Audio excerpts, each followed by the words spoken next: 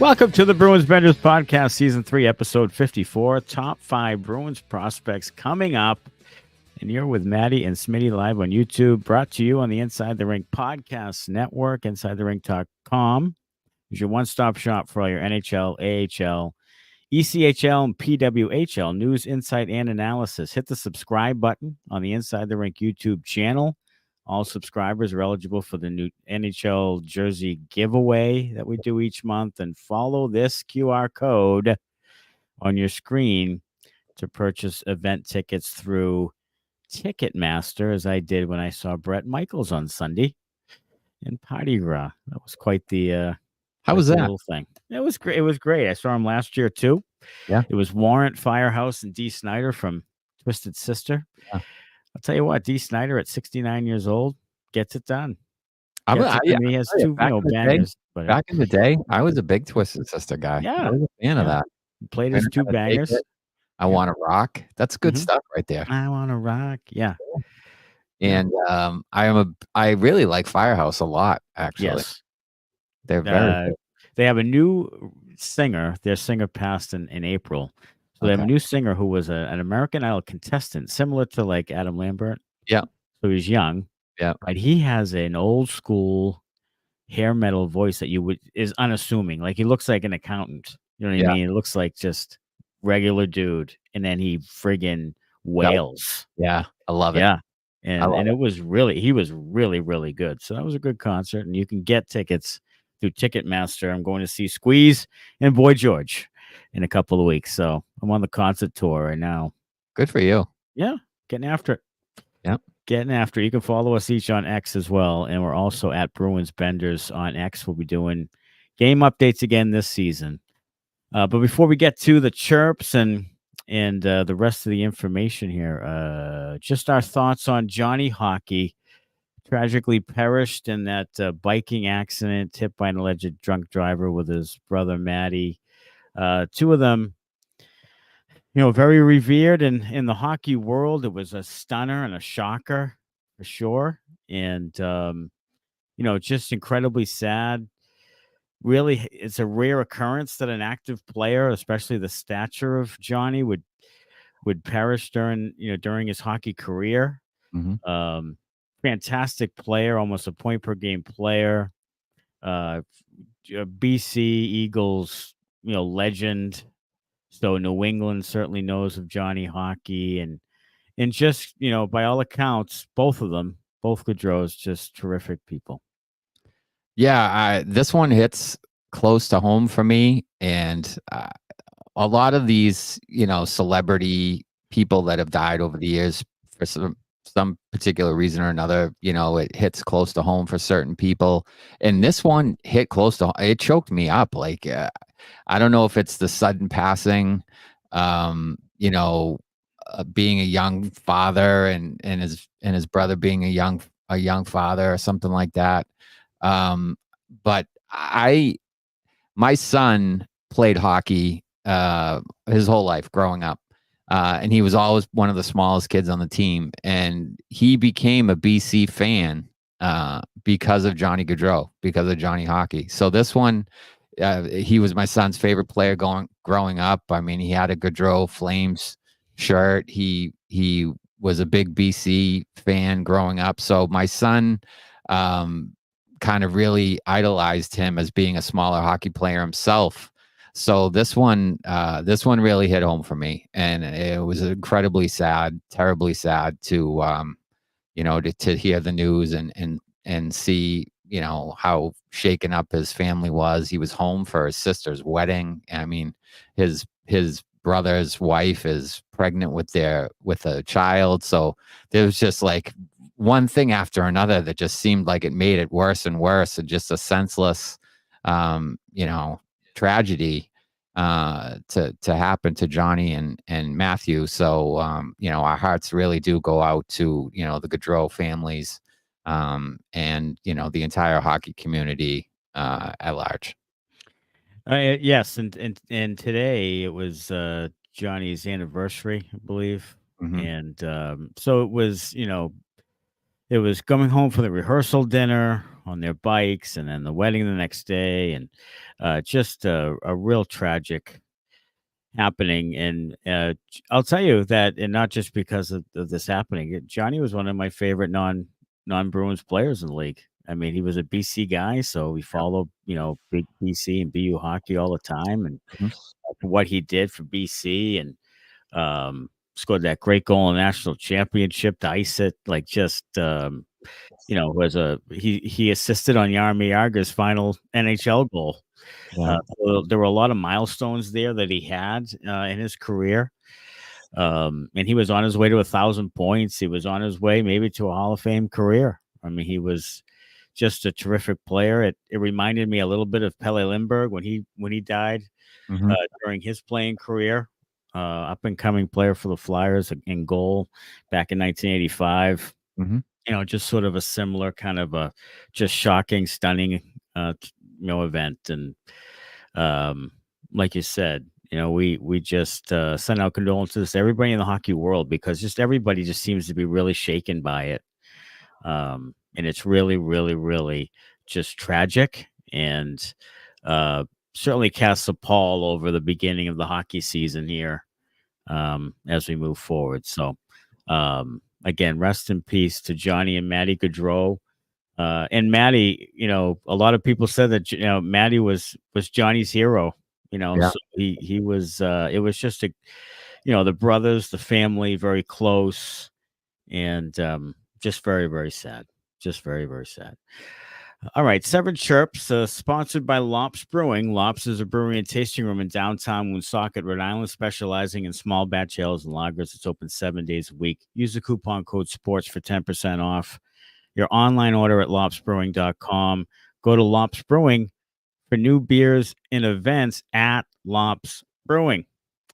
All right, chirp number one. We're into the top 5 prospects on the Bruins prospect list. And number 5 is a defenseman who's climbing the charts. We know that our buddy Robert Chalmers loves this guy, and it's Frederick Brunet, who played in the Q. Good offensive defenseman who's really come along, playing with the Providence Bruins now, and is one step away from realizing maybe a career in the NHL. And especially when guys like Andrew Peak and Parker Wotherspoon, with a year left to go, like, this is a chance for Brunet maybe in the next year or two to really become an NHL defenseman. I think he will. I think he will become an NHL defenseman, and I think, like you said, he'll get his opportunity in the next couple of years when the Wotherspoons and the Peaks probably move on, and the Bruins look for a more cost-effective guy on the back end. They're going to have to pay Mason Lowry here probably coming up in the near future. So I was looking for some cap savings.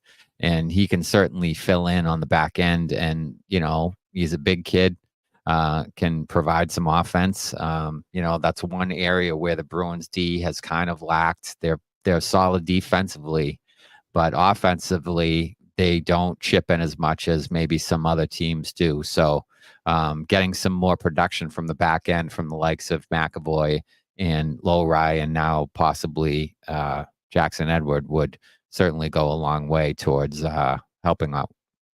For sure. And then number 4 is Brandon Bussey, goaltender whose name has been bantied about as the Jeremy Swayman situation continues on, and with Eunice Corposalo not really knowing what you're going to get from him. Mm-hmm.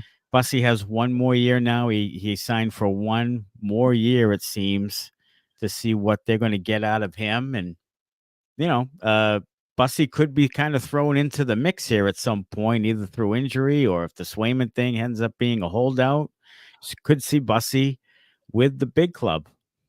Absolutely could see him with the big club. I think, he's right there on the edge. If there's an injury or, Corposalo, they said that he'll have to win the job kind of. So if he's doesn't live up to, being an NHL caliber goalie, which, last year he kind of struggled.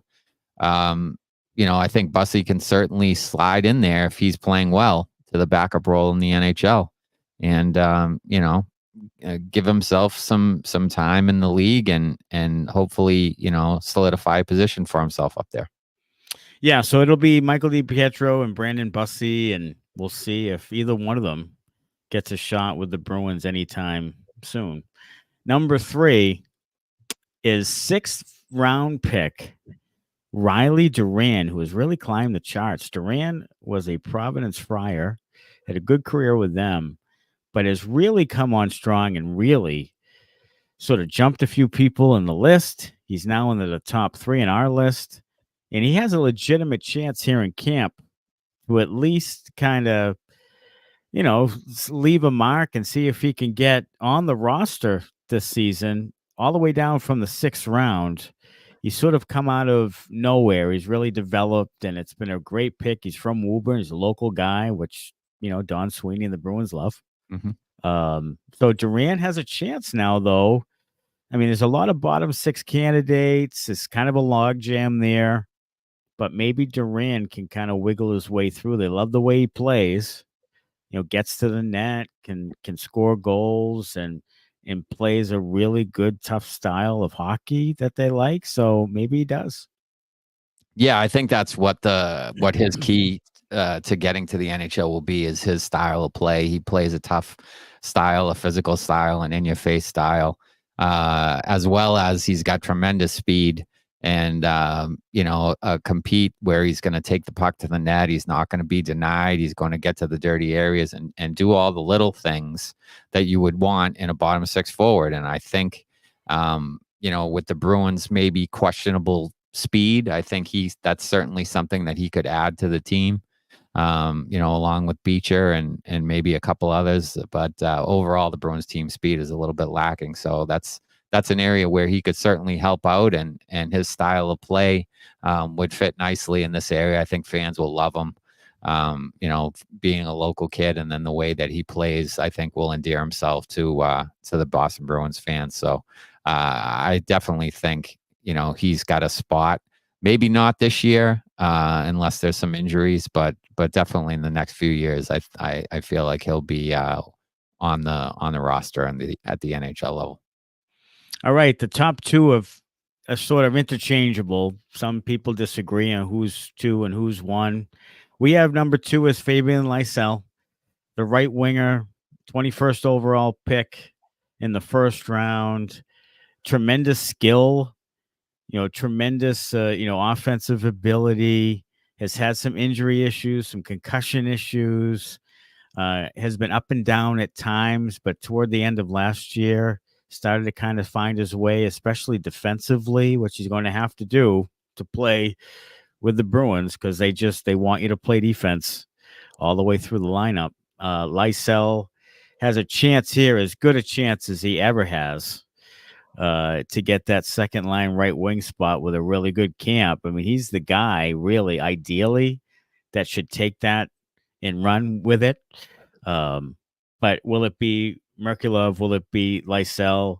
We'll see. But Lysell really needs to make, some real strides this year. I mean, this year he has to get at least a taste of the NHL, in my opinion.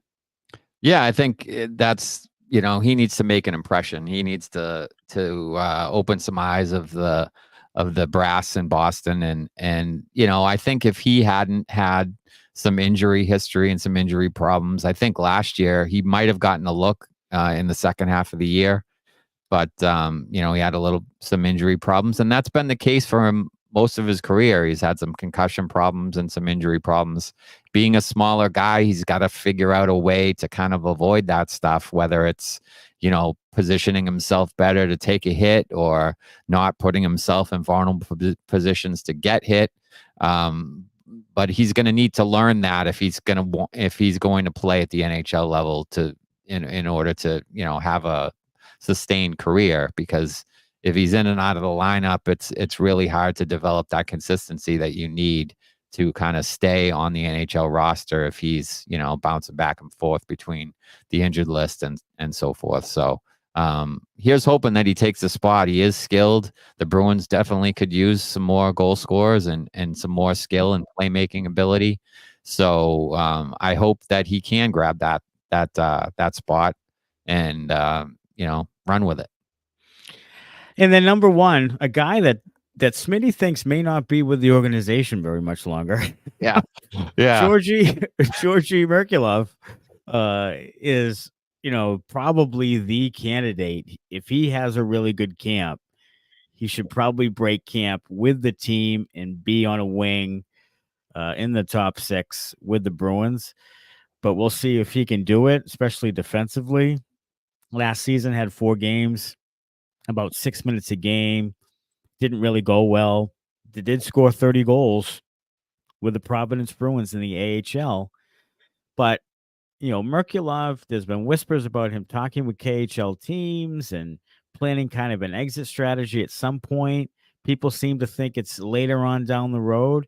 But I think you make a good point where, you know what? If he doesn't make the team out of camp, this could be his exit strategy. This could be him kind of looking forward and saying, hey, I'm not doing another season in the AHL. I'll go to the KHL, prove my worth, and maybe try it again some other time.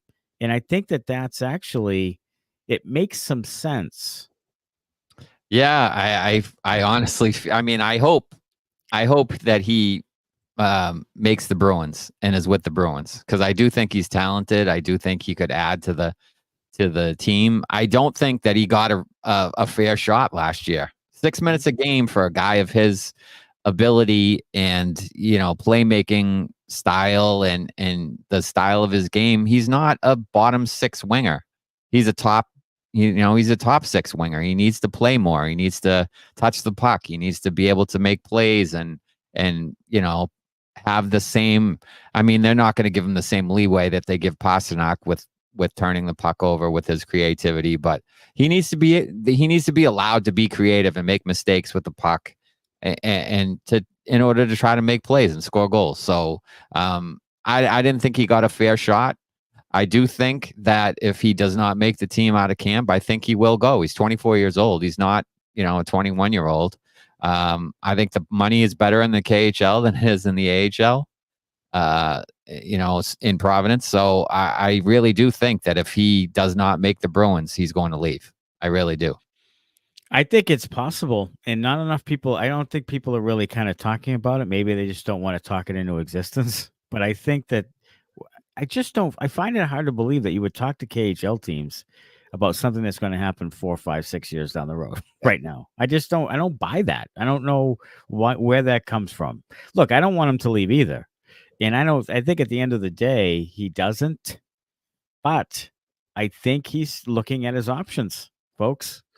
And Absolutely. if he gets kind of jerked around like he did last year, then maybe he goes back to Russia for at least a little bit and maybe makes a return later. Like what's his face there, Kovalchuk and those guys that kind of leave and then come back. And who was the other dude for the Stars? Those Radulov, guys like that to just kind of come and go. Yeah. Maybe he's that type of guy. I don't know. He's almost 25. He did just come back from Colorado. He was skating with Matvei Michkov with the Flyers. And now he's ready to kind of make his stamp on camp. Ryan Mugino was talking about his defense. It was getting better last year, which is a big issue, obviously. I don't think he'll play center if he makes the team. I think he'll play wing, hopefully second line wing. But I've been saying this since Ryan Donato played here. Like, you can't put guys with a certain skill set in the fourth line and expect it to work out, like you just said. Like, I've always said that. Like, certain guys have a certain makeup. You can't just throw them on the fourth line with a couple of hammerheads. Right. Like, it's just not going to work. It's just not going to work because he's not going to produce when he's used to producing, and that's where his worth is producing. Right. So I don't believe in that. Yeah, just get him in the lineup, just throw him on the fourth line. No, it doesn't work that way. So we'll see what happens with Merkulov. It'll be interesting, but he's the number 1 prospect on the Bruins Benders prospect list.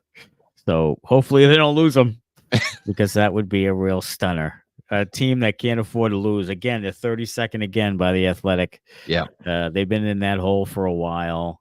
Although they did have 3 prospects make the team and actually contribute some last year. So God knows, you can make the argument of what that list really means. If people are coming up and making the roster, Mm-hmm. How are they 32nd if they get 3 guys last year make the roster and actually contribute? So Yeah. that's I a mean, that's a solid point. yeah, they've had some guys that they've drafted and developed that, I'm not sure why they were so low, but Mhm. I guess other teams are drafting, developing more guys, I Mhm. suppose, is Sure. really the only is really the Sure. only answer to that. Maybe that's it. Maybe I have to look and see. I don't know. Um, we'll see. There was some breaking news on the X, but I guess it's being debunked some. Milan Okay. Lucic was reportedly signing a PTO with the New Jersey Devils, according to Bob Stouffer of Oilers Now. Although Bob never tweeted it out, No. other people had on his behalf. Well, now I'm seeing categorically untrue from the Devils. His situation lies with the league. We haven't and couldn't sign him to a PTO. Apparently, Stouffer corrected on this later in the day. So the league hasn't okayed him to play.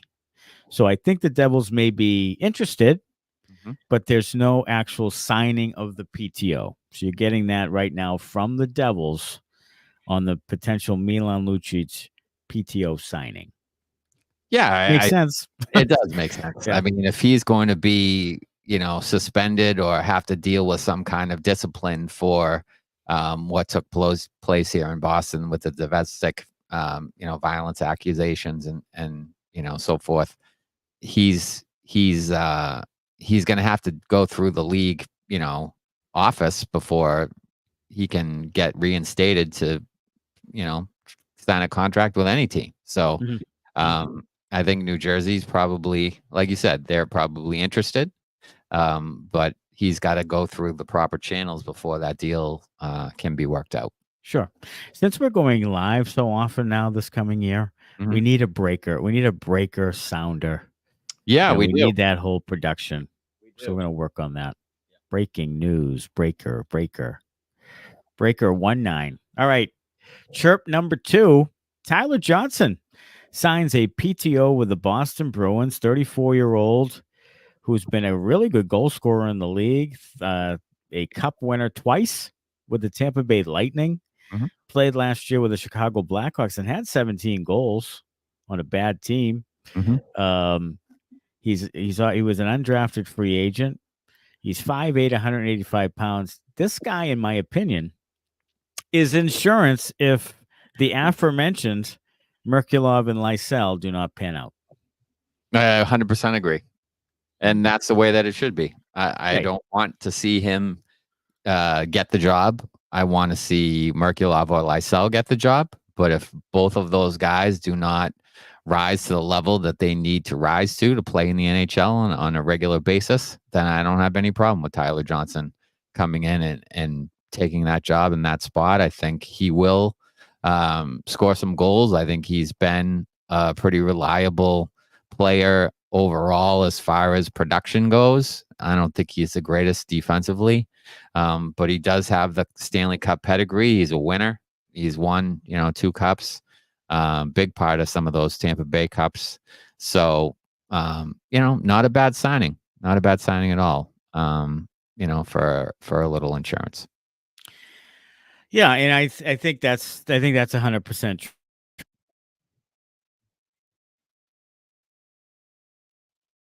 Sorry about that. He could certainly help out the team um, in some way, and especially on a team like the Bruins, where it's a veteran club for the most part, and I think he'd fit in well, and I think it's going to be an interesting candidate. If he has a pretty good camp, they may sign him anyway.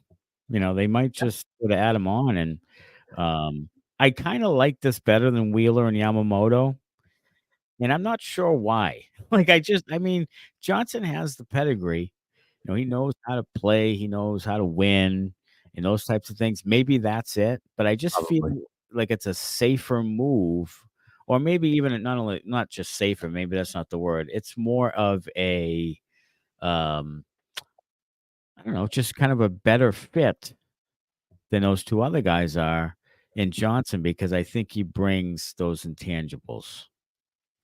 But Yeah, I could see that. I mean, I think he will bring the. I think he has the intangibles maybe over the other guys as far just because he's won before. So yeah, he has, and he like I said, he had 17 goals last year. He can, goal scorers score. He can score goals, and if he's on that second line, I don't know how in love I'd be with, 35, 32, and 34 on the second line.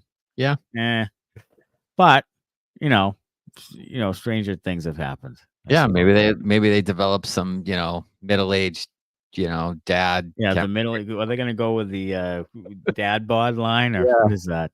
yeah, sure. Yeah, sure. Middle aged midlife crisis line. Oh, I Was think it we bang those Charlie, shirts right out. Snow White and the Two Dwarfs? Charlie Coyle and the two And the two dwarfs. dwarfs. Yeah, Wait, Chuck and the two dwarfs. Yeah, yeah, Chuck and the two dwarfs. Yeah. What is it, 6'4" and then 5'8", 5'8". 5'7". Yeah. 9. Okay.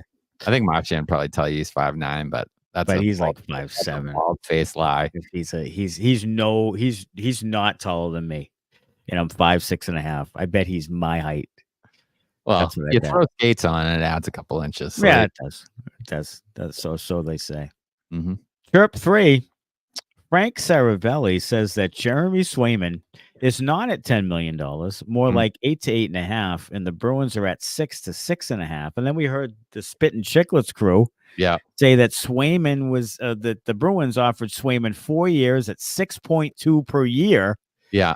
So, and we've kind of targeted the shorter term thing, so that makes sense to me. Mm-hmm. But boy, 6.2 seems like a middle finger. It really does. Jeremy Swayman to say, pump the brakes, big fella. Yeah. Stop talking. And then Brad Marchand comes out and says, I don't talk about contracts because of the respect that both sides have for each other, which I thought was kind of pointed at Swayman. I mean, how do you say that without having Swayman in mind? Like, Swayman's been in the media. Sure. The Bruins haven't been in the media, but they've been feeding people things. Yeah. But Swayman came right out in the media and was talking about how he's a, Maine business grad and all this other crap. Mm-hmm. So at this point, again, and I've said it last week, I'm really losing favor in Swayman because I think this is going on a little bit too far, a little bit too dramatic. And I've had about enough for the whole arbitration, they screwed me thing, and the resentment and all that stuff. I just I'm having a hard time with it now. Yeah, I'm with you to a certain extent. I was especially with you when I thought he was asking for 10 million. But if he's asking for 8.5, I mean, that's what we thought he would sign for. Right. That's what I had. 8, so 8, 10, 8.5. So the Bruins offering 6.2 is kind of a slap in the face. If I was Swayman, I'd be pissed. My thing is, why can we not get a deal done? Like if the Bruins are offering 6.2 and he wants 8.5, why can we not get a deal done? Why? I think that's Swayman's contract. Saros for 8 times 7.74.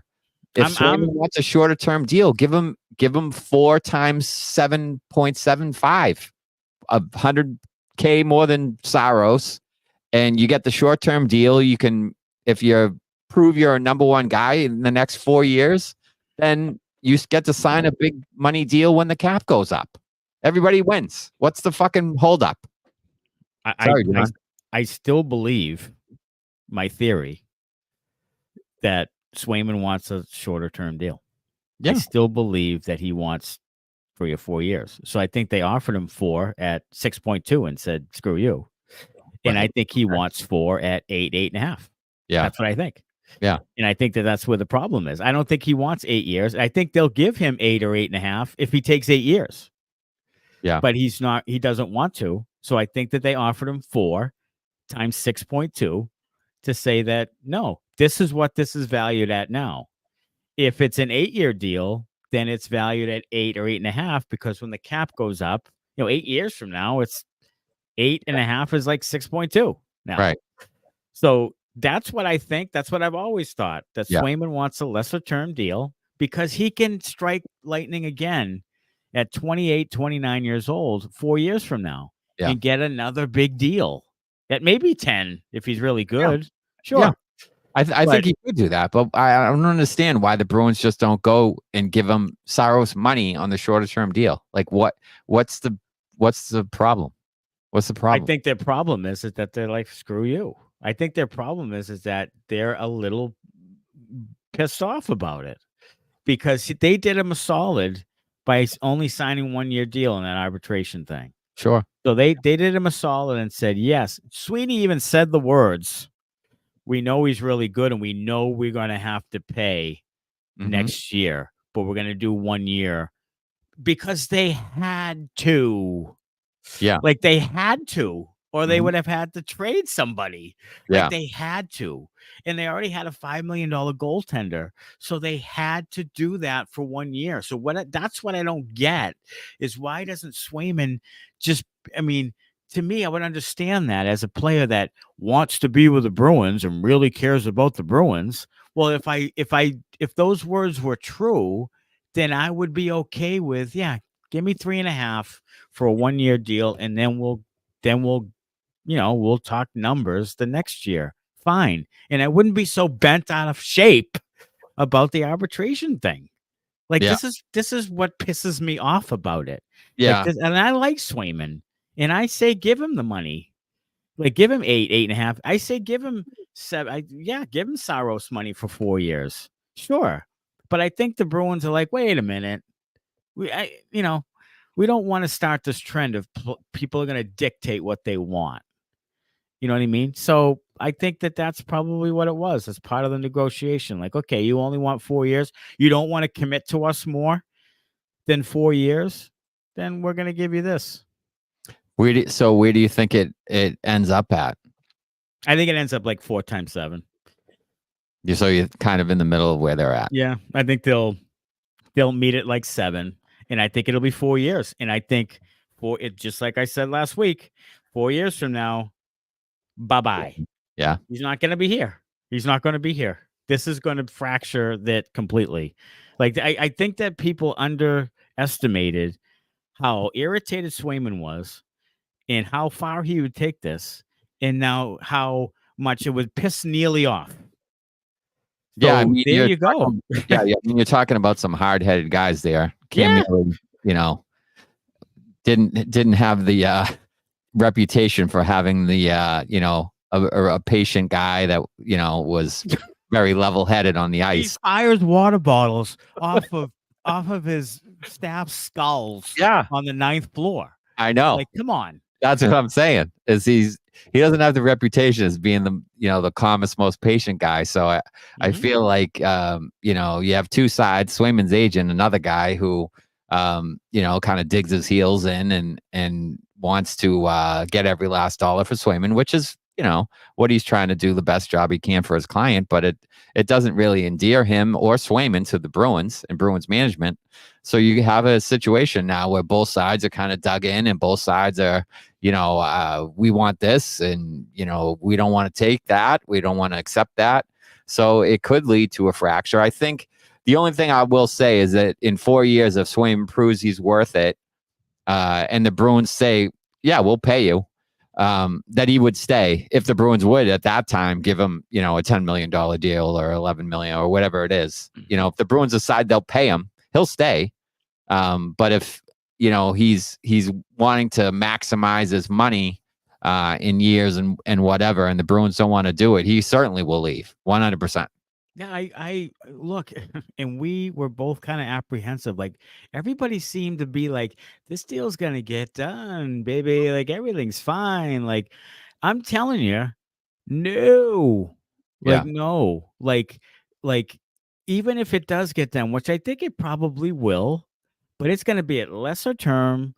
It's gonna be at whatever number they come up with, and then you're gonna get 4 more years of Jeremy Swayman, and then it's over. Like he's not going to stand further than this because he's got such a hair across his ass. Now the Bruins have one. So now, this shit doesn't just go over lightly. Like this, that no one forgets. Like No, the only thing at this point that can cure all of that is if winning. he wins a cup here. Is winning. That's the only thing that If can he cure wins it. the cup here, it could change it all. Sure. 100%. Is winning. Or if So, Sweeney gets fired. Yeah. or Sweeney gets fired. So that, I mean, there's pressure on kind of both sides. Swayman's saying, I'm a number one guy. The Bruins are saying, not so fast. Yeah. You haven't really proven that yet. So you have both sides kind of saying, you know, show me what you can do. Show me the money. Look, 6.2 is low. It is. Like it's a kick in the nuts. Like Yeah. it's like, I mean, who the fuck makes, sorry, John, who the fuck makes 6.2? Like seriously. Yeah. Like for God's sakes, like that's not a lot. No, starting defenders in the league make more than 6.2. Yes, 6.2. Like, okay. Like that's basically them saying, stop talking on the media, stop bad mouthing us. Yeah. Because I don't believe there's any real reason to badmouth the Bruins. And believe me, I'll be the first. Yeah, well, I mean, I lived a long life as a Bruins fan where they didn't spend a dime. I lived through Harry Sinden, and I lived through all of it. Like Dave Lewis, I lived through all of it. Mhm. And believe me, those cheap bastards, like seriously, back in the day, cheap. Now they spend money. Like they spend money. Yeah. They spent money on Pasternak and McAvoy and even back to Rask and Krejci when they were making $7 million when nobody else was. Like they spent the money. Like stop with that. So I don't blame the Bruins for this at all, to be honest with you. The only thing I blame the Bruins on is not just picking the guy early on and saying, okay, this is who we're going with. They did this, you know, we're going to rotate, try to keep both guys until the end, and then trade Ullmark in a trade that was kind of clunky in a weird timing. And I think they underestimated what Swayman was going to do to hold him over a barrel. I think they did. Like, because I would have just kept Ullmark this year. I just would have kept him and then tried this negotiation with Swayman, because if this is all he's getting, I would have just kept Ullmark. Right. That's my problem with it, is not necessarily that they were, you know, platooning the guys or anything like that. It's the way they handled the Ullmark trade and the Swayman negotiations kind of in reverse order. Like if you're gonna trade the guy, get Swayman's deal done first so you don't lose all your leverage, then trade Ullmark if you want to. You know, if you really need to get the $5 million off your books, then do it at that point. But they did it kind of backwards, and it kind of blew up on them. And I didn't love the way they handled all that stuff. But Swayman's, trying to hold out for every last dollar when he's mentioning these comparables where he's been splitting time is, I never saw that really from the beginning. I thought he was kind of misguided and misjudging the market as far as that goes. Mm-hmm. But we'll see how it all shakes out. I think it will eventually get done. And like you said, when the 4 years or however long the contract is, whenever that's up, you're gonna have to pay the piper. The Bruins are gonna have to pay the piper at that point. And if they don't want to, he's gone. This is it's just not lovey-dovey. Like I don't know. Like this isn't. I think it could be a holdout. I really could be. I think it can be, because this is like shots fired. Like you're hearing now. Now this is the agent for Swayman obviously throwing out this number, because the Bruins wouldn't. So the agent for Swayman is saying, okay, everybody's bitching that we're asking for 10. Well, they gave us 6.2. Right. Like this is totally sure. The agent responding. Mm-hmm. Totally. So yeah, and then they said that Whitney on Spitting Chicklets reported that the Bruins haven't returned Swayman's calls for 3 weeks. Right. So it's clearly coming from Swayman's camp, and so there is people dug in on both sides, and like I said, I do think it will get done, but. I said all along, I thought it was going to go right up to the start of camp or maybe into camp before it gets finished. Yeah, it's going into camp. I mean, they're going to show up on the 18th, 2 weeks from today.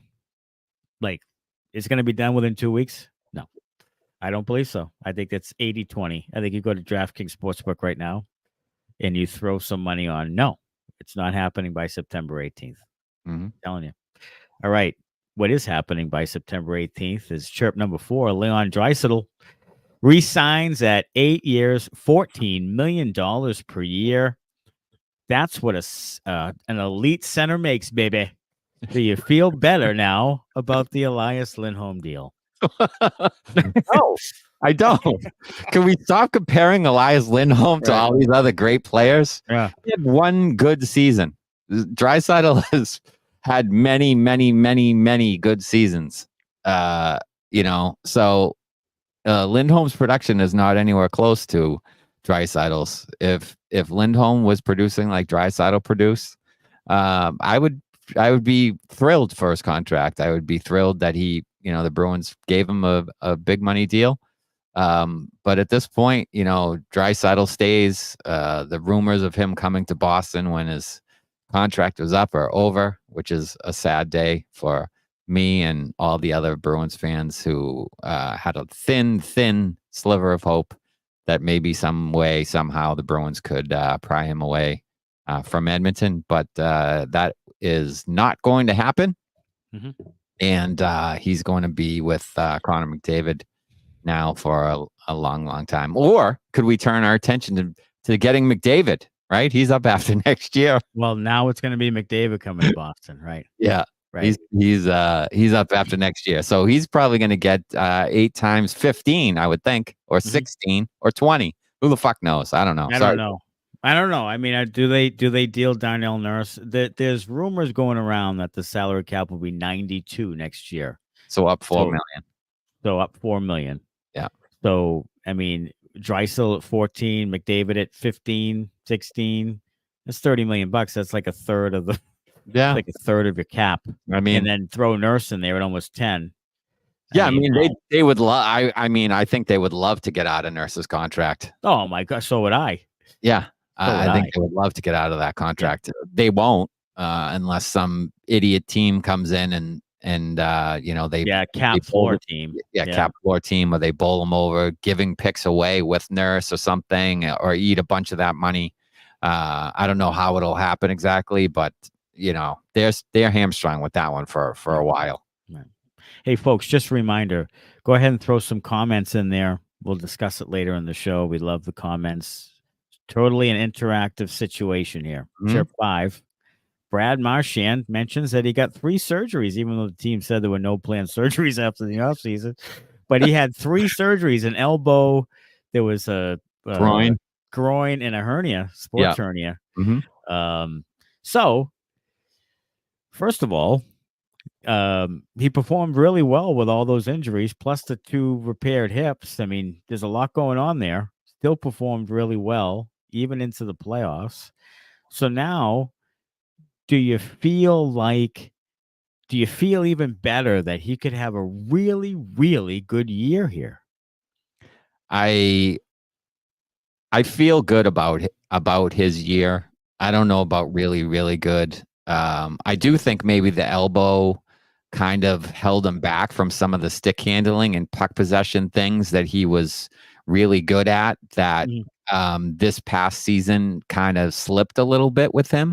Mm-hmm. He seemed to lose the puck a little more, just like it seemed unlike him, and maybe the elbow is the reason for that. So I feel like maybe that comes back to his game. His speed, I mean, he's getting up there. His speed's going to come down a little bit. It's just Father Time's catching up with him a little bit. So, can he still be a really, really good winger? Yes. Will he be a top 10 winger in the game, an elite winger? I don't think those years are there for him anymore.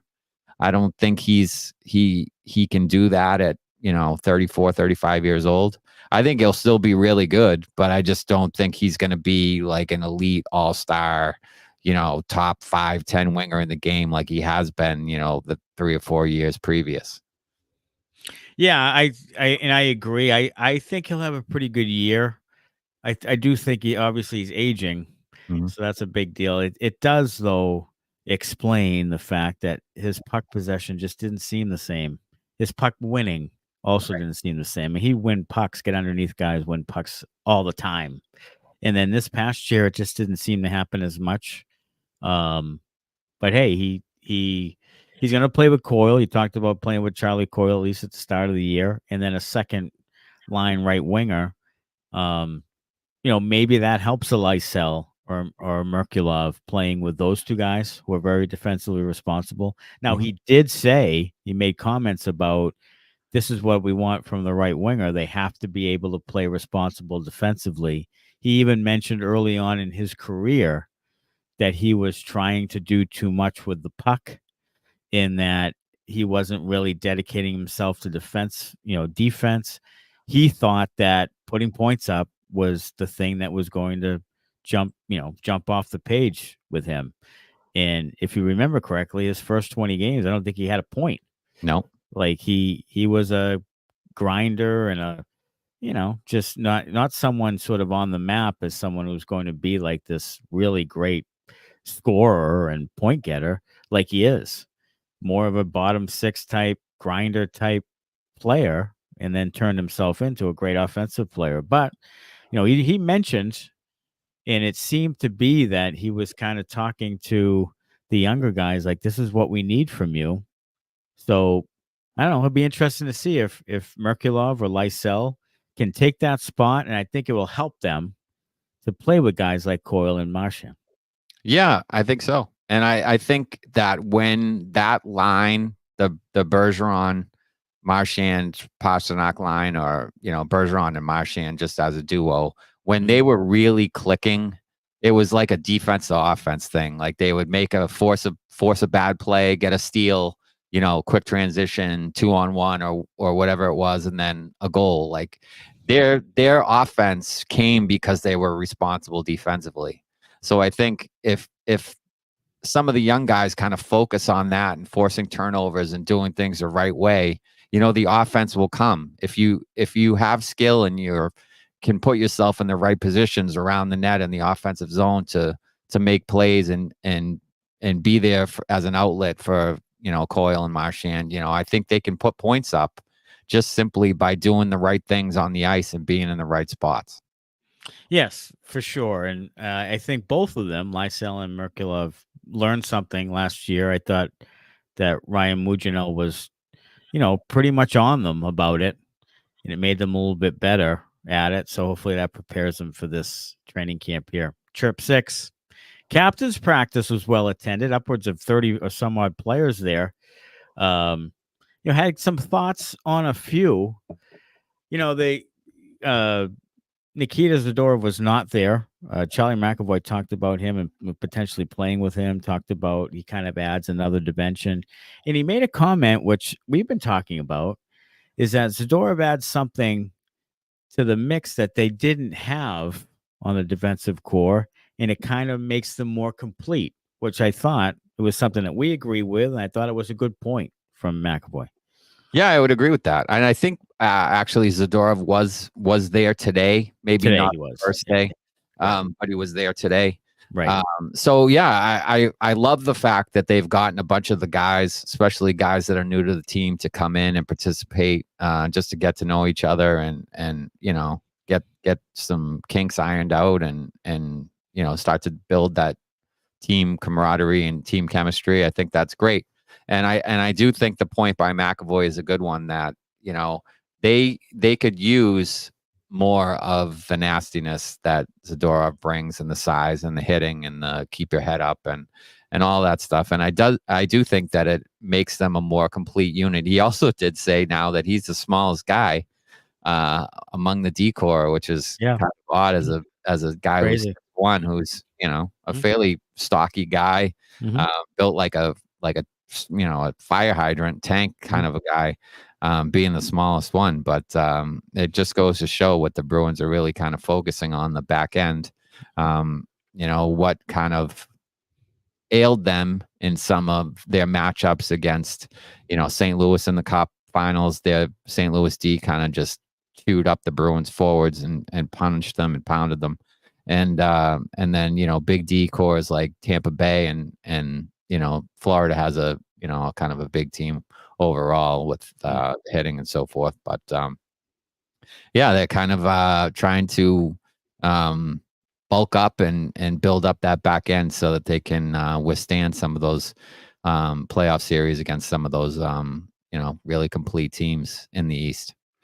The guy that I think might be this year's Morgan Geeky is Max Jones. He had a goal on the first day sprung by Brett Harrison, back from the dead. Yeah. But Brett Harrison, who actually had a decent end of the year last year, he actually scored a couple of goals in the playoff series. Mm-hmm. People are kind of looking to him to maybe, let's be honest, should have got off the pot time for Brett Harrison, but Max Jones has some speed, has some size. He's a guy who's had ability. He might be like a Geeky where he comes in and improves and produces a little bit. And he's an intriguing player anyway for the Bruins. Yeah, I like what he has the possibility to offer. I think similar to a Garnet Hathaway type, maybe without the resume. My only problem with guys like this that are billed as guys that come in and hit and fly around is that's not the Bruins style. No. So unless Montgomery either changes tactics or allows a little more leeway with some of these guys to go in and finish hits and kind of disrupt and get in there and mix things up. And it's just not how they play. I thought I loved the Hathaway signing at the time, and he just didn't fit here. He just wasn't a good fit. He didn't fit really the way they played, and he was kind of useless. He didn't really do much of anything. He didn't. I was disappointed. He goes to a team like the Flyers, and the Flyers play, a different style, a more aggressive style. I think Florida plays a more aggressive style. Yep. I would like to see, I would like to see Bruins management, Montgomery specifically, let some of these guys play how they play. Let them get in on the forecheck and bang bodies and make defensemen afraid to go back and retrieve pucks. And be a little more aggressive on the forecheck to cause turnovers in the defensive zone rather than in the neutral zone. So that it's, a neutral zone, then you got to get the puck back in and deep and blah, blah, blah. Like, let's create turnovers, below the goal line in the offensive zone and pucks to the net and that thing. So I'm excited for it, but cautiously excited because I want to see them cut loose and Montgomery to allow those guys to really play their own style, how they've kind of made it to the league and what's gotten them to this point, so that they can really, kind of blossom. I've said this from the beginning, like it's, you can't say, we're not heavy enough. We're not physical enough. Let's go get one guy. Let's go get Hathaway. Let's go get Nick Ritchie. Let's go get Nick Foligno. Let's get Mark Kastelik, because one guy who's going to play 10 minutes doesn't change anything. No. It's how you play and the makeup and culture of the team. And that's really what needs to change. So as your old guard, starts to move on, like Marchand and Krejci's gone now and Bergeron's gone. And I guess that style worked for them, but maybe now with these younger guys, Duran and Kuntar and guys who can hunt pucks and play that way, Max Jones, like maybe now it's time to start changing that and saying, okay, let's play this way now. And you can do that with some of the personnel you bring in, is, especially the younger guys, and then add some other guys. And then now you're playing that style rather than saying one guy at the deadline is not going to friggin' help your heaviness problem. Yeah, I think they should play to the style and identity of their guys. Like, don't necessarily say, this is Bruins hockey. You have to fit into this mold. You have to play this style. We trap. We do this. We force turnovers in the neutral zone. We, cause teams to come slowly through the neutral zone. Whatever the case may be, like tailor the tailor the system to the talent you have. Like, Mhm. what good is it if like you have a guy who can, in football sense, a guy who can catch all these passes and all you do is run him up the middle. He's a Right. receiving guy, but you're not throwing him the ball. Like, so you're not utilizing him to his strengths. Mhm. Like, same with these guys. Like, if their strength is speed and hitting and getting in on the forecheck, and then you're saying, well, once the other team gets possession of the puck, we should just back off and let them come out and we'll try to create a turnover or slow them down. Like, that's not playing to the strengths of these guys and what they can do. Let them play how they play. Let them play how they play. I'm 100% on you. Like, that's the problem with some of the players that come in here is that they just don't fit the system and it doesn't work. Like, maybe someone like Lysell would work better if he's hunting pucks and he's forechecking and he's, creating some steals and things. Maybe that helps. Who knows? I don't know. Like, what if Max Jones comes in here and can't do much? Johnny Beecher is a guy. Here's an example. Johnny Beecher should be out just chasing people down.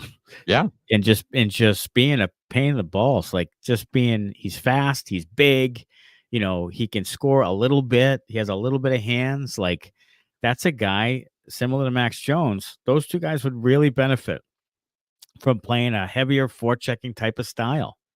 Yeah, turn him loose. That's what I'm saying. Turn him loose. If you want it, and here's another thing, and I don't know how, I'm not a hockey coach, so I don't know, but I feel like you should be able to play like a different style with your third and fourth line than you play can. with your top two I lines. think so too. I mean, Sure. it's not like those guys always, if you're changing occasionally, yeah, they may need to know the system of the top two lines, call it. Right. This is it's more of a puck possession game or whatever it is. Right. But those bottom six guys, fucking cut them loose. Sorry, John. Let them fucking get after it. Yeah. And Beecher Castleck-Jones. Yeah. Beecher Castleck-Jones should be just a menace. Yes. That's they're all what I'm saying. 6'4". They're all fast. They're all, big. Get in fucking people's faces. Right. Be the New York Islanders line of, Cizikas and Martin and, be that. Clutterbuck and be that. Right. Be that. Be a fucking menace. Right. Right. And then if you want to play a different style with your top two lines, go ahead. But let the bottom six guys just cause havoc. Let them just be a pain in the ass to everybody. That's what I'm saying. That's all I'm saying. Yeah. We have no problem being that. Trip 7. Rookie camp is a week away. Yes. Who are you interested in seeing? Definitely Mr. Letourneau. Yes. Who was on the third line today for Boston College at practice. Yes. He was a third line left wing. Yeah. At practice. He's in a min. Yeah. Which I like. And I feel like I want to see how he stands up to good competition. Because now at BC and in this development camp, he's going to get some good competition. Where he played previously in high school or junior or wherever it was not great competition. So, getting a step up in competition level, like how is he going to respond to that? Is he in over his head? Does he look like a fish out of water? Is he going to thrive? Is he going to rise his level? So that's definitely someone I'm looking at. And then some of these, your Christopher Pelosi's and guys like that who, we've heard good things about. I want to see those guys kind of take not necessarily a step because they're still young, still developing, but I want to see how they, handle this whole thing. I think Pelosi now, this maybe is his second development camp. So as kind of a veteran of that, do you play a little better than you did last year? Were you, can you improve on what you did? Can you be a leader to the new guys? Things like that. I want to see some of those second year guys that have come to development camp now, kind of lead and take charge of that group. And then I want to see them compete. I want, compete, try to win. Right. If you're on the ice and they're keeping score, try to win games. So don't go up there and say, oh, I'm trying to work on my, backhand fucking toe drag. Like, go up there and try to win games. Right. Like, if it's a game situation and they're keeping score, don't be trying things. That's for pond hockey in your backyard and Right. the off season. Now you're trying to win you're trying to put yourself in a good light and make a good impression on the Bruins management team. So try to win and compete and do the right things out there. I'm looking forward to seeing Jackson Edward. Yes. I'm also looking forward to seeing Letourneau's teammate, Shelvick. Here's a guy, a veteran now of rookie camp. He's a guy that should be dominating rookie camp and really showing where he has really progressed into a top prospect for the Bruins now. Andre Gaudreau, his teammate with BC. Jonathan Morello is going to BU now.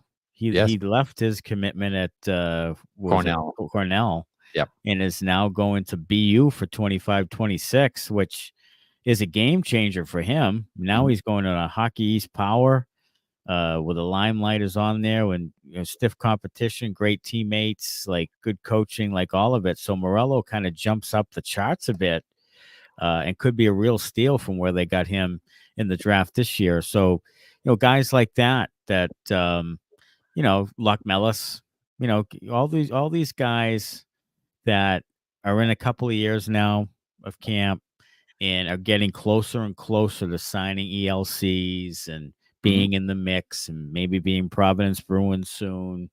Because I think Shelvick, certainly, maybe Gaudreau, Phillips, Vedback, all these guys could be signing ELCs at some point at the end of next season. So it'll be interesting to see them. I did see that the Bruins, you can have 50 contracts. Yes. I did see that the Bruins have 44. So they have 6 contracts open, which is quite a bit for this time of year. Yep. So you got Tyler Johnson, you got Jeremy Swayman, obviously. But after that, you got 4 more slots. So we'll see what happens with their last year. They're right up against it from what I can remember, 48, 49, 50. They were right around that max. But right now, they've got some open slots to play with. So that's something to keep an eye on. All right, DraftKings Sportsbook is Boston's hometown sportsbook, and it's live right here in Massachusetts. Bet local on all your favorite sports from the comfort of your own home. With DraftKings, to celebrate, all new customers will receive up to $200 in bonus bets when you sign up for DraftKings Sportsbook using code ITR. You can now bet local on moneyline spreads, props, and more with one of America's top-rated sportsbooks. That's DraftKings Sportsbook. Download the DraftKings Sportsbook app and sign up with the code ITR to get up to $200 in bonus bets to use. Now that mobile sports betting is live in Massachusetts, that's code ITR, and it's only at DraftKings Sportsbook. If you or a loved one is experiencing problems with gambling, call 800-327-5050 or visit helplinema.org to speak with a trained specialist, free and confidentially, 24/7. Must be 21 plus, physically present in Mass. Eligibility restrictions apply, subject to regulatory licensing requirements. Eligibility and deposit restrictions apply. Opt-in required. Bonus issued as free bets. Terms at DraftKings.com/MA. All right, beauties for this week. This was an easy one. The beauties are Johnny and Matthew Gaudreau. Gonna love you, eh? They're gonna be loving you from dawn until dusk. So Johnny and Matthew, great hockey players, great people by all accounts. I went on to everythinghockey.com and they had the 13, was it 13 and 40? The numbers for the two. They had a really nice shirt on there. Bought one of those suckers, 13 and 40 forever. And, they'll be sorely missed. They already are sorely missed. And it's really, 3 years ago, I think it was, the Blue Jackets had another death of a player as well. So this is the second time they've been through this recently. Really devastating for them as an organization. Calgary Flames, Boston College Eagles, Jerry York, the legendary coach for BC, talked about having a statue out front. Kelly Rink for Johnny. They need to make that happen. So that they need to make that happen. And it's really just incredibly tragic and sad. And we could do what we can to honor both Johnny and Maddie. Yeah, and a great story from Cole Caulfield, who idolized Gaudreau growing up as being another small player, and he was wearing 22 with the Montreal Canadiens and is going to switch to 13 to honor his hero, which is Johnny Gaudreau. So really a cool thing from Caulfield, and he's just the outpouring of love from guys throughout the league to Johnny and Matthew and his family, both their families, has really just been tremendous. There was a GoFundMe for Matthew's family for his unborn child, that I think the goal was 30,000 and they hit like 500,000 or something like that within the first couple of days. So the hockey community, as always, is just full of great people coming together to help out the family, and it just really shows it's such a tight-knit community. And we're proud to be a very small part of that, but really all our best thoughts and prayers for Johnny and Matthew and their families at this time. For sure. And it's just horrifically tragic, and our best go out to the Gaudreau family, the Blue Jackets family, and everyone in hockey that knew the Gaudreaus very well. Mm-hmm. All right, Bender time. Yeah, our Benders, Bender. it's. I mean, we probably shouldn't even dignify this, but we'll say Benders is drunk drivers. I'm a Bender. Yeah, just get an Uber, get a Lyft, drive a bus. No, don't drive a bus. Take a bus. Take a cab. Don't get behind the wheel if you've had too much to drink. It's not worth it. It's not worth it. You can, change entire families, legacy, livelihood, whatever. I can't even put into words how I feel about it, but it just it's terrible, and it's shocking, and it's completely unnecessary. Like you can make a better decision than that, and you should make a better decision than that. And for Johnny, we should really, try to be better in that regard, I think. And one of our writers, Jade Surdy, she actually wrote an article on all the different programs that different arenas in the NHL have regarding designated drivers. So you can go to InsideTheRink.com, check out that article she has for an arena near you, and they'll have anything that you need. The Bruins didn't have anything on their website, which I thought was interesting, as far as what to do when you need a designated driver. A lot of the other teams in the league did. There were a couple of teams that didn't have a program. So hopefully they'll rethink that and have a program for if someone needs a designated driver during or after the game as they depart the arena. Mm-hmm. So we're going to have we have a couple more here to go, where our season premiere will be in a couple of weeks. Season 4, if you can believe it, of the Bruins Benders podcast. I mean, my goodness, our 150th episode is coming up in 2 weeks.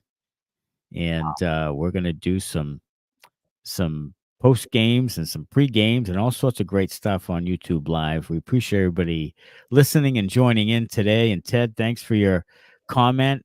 He says he likes the Bruins, and we do too. Yes, we do. That's good. And if you'd like to support the show, please head over to our merch shop, grab some Bruins Benders merch with our new logo. Hit the subscribe button, like and follow us on social media, and leave a comment of your thoughts. It is free to interact with us on our show. It helps others find us as well. And we are giving away an NHL jersey of your choice from Fanatics through Inside the Rink. All you have to do to win is be a subscriber to the YouTube channel for Inside the Rink. And we will go ahead and preview rookie camp next week on next week's episode. So join us if you can. Until then, as always, go Bruins. Thanks a lot. Bye-bye.